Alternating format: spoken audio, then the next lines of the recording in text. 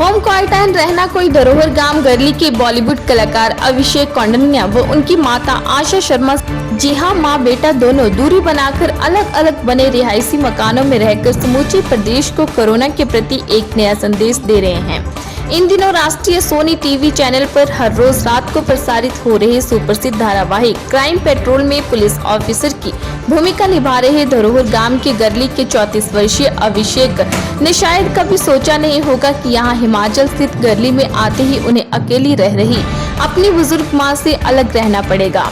लिहाजा अभिषेक जब से अपने घर पहुंचे हैं उसी वक्त से वह अपनी मां से दूरी बनाए हुए हैं।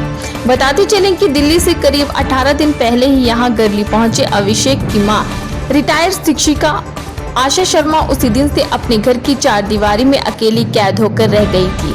वह उसी दिन से ना कहीं घर बाहर निकली और ना ही किसी पड़ोसी को अपने घर आने दिया। वहीं मुंबई से 16 मई को ट्रेन में सवार होकर बॉलीवुड एक्टर अभिषेक कौंडिन्य अपने कांगड़ा के प्रौर क्वारंटाइन पहुंचा। वह गत देर शाम उसकी मेडिकल रिपोर्ट नेगेटिव आते ही उसे भी घर गरली में छोड़ा गया है और तब से यह भी अपने अलग दूसरे मकान में डेरा जमाए। नमस्कार जी, मैं सभी का बहुत बहुत धन्यवाद करूंगा। मैं गरली का हूं और मुंबई में रहता हूं और 16 तारीख को मुंबई से ट्रेन चली थी जो ऊना तक आई थी। मैं उसी में आया हूं और मेरे साथ कांगड़ा जिला के कई और लोग भी आए हैं। लगभग 250-60 लोग थे कांगड़ा डिस्ट्रिक्ट के। तो हमें ऊना लाया गया। ऊना से बसेस के थ्रू बहुत अच्छे इंतज़ाम थे। हमें परौर क्वारंटीन सेंटर में रखा गया, जो राधा स्वामी सत्संग हॉल है, वहाँ पे क्वारंटीन सेंटर में रखा गया।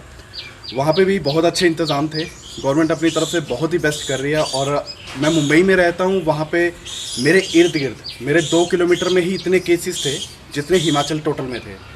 तो यहाँ आने के बाद एक चीज़ तो फील की कि हिमाचल गवर्नमेंट सारी अदर स्टेट से सबसे अच्छा काम कर रही है।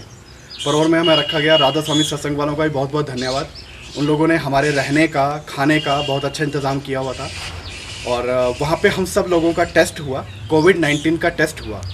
उसमें से जो लोग पॉजिटिव निकलते गए उनको अलग रखा गया और उनको बैजनाथ में एडमिट किया गया। उसके बाद जो नेगेटिव लोग थे उन्हें सबको उनके घरों को भेज दिया गया है। इसके लिए मैं हिमाचल गवर्नमेंट का बहुत बहुत धन्यवाद करता हूँ और हमारे पत्रकार भाइयों का भी मैं बहुत बहुत धन्यवाद करता हूँ जो समय समय पे आप तक की सारी जानकारी। ये हमारा दूसरा घर है। तो इस घर में मैं अकेला रह रहा हूँ और मेरी मदर दूसरे मेन घर में रह रही हैं। तो मैंने अपने अलग कपड़े, अलग बर्तन, सब कुछ अलग रखा है। मेरी मदर मुझे खाना मेरे बर्तनों में डाल के दे देते हैं। मैं उनमें खाना खाता हूँ और अपने बर्तन खुद ही धोता हूँ।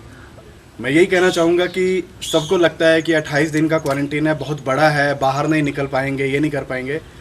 तो सबसे ज़रूरी बात तो ये है कि जैसे हम हिमाचल आने के लिए आतुर थे तो अब आ चुके हैं, तो कम से कम क्वारंटीन का पूरा आप फ़ायदा उठाइए। अपने घर पे रहिए, अंदर रहिए, बाहर लोगों के साथ मत मिलिए, घूमिए, कम से कम तब तक जब तक आपका क्वारंटीन पूरा ना हो जाए।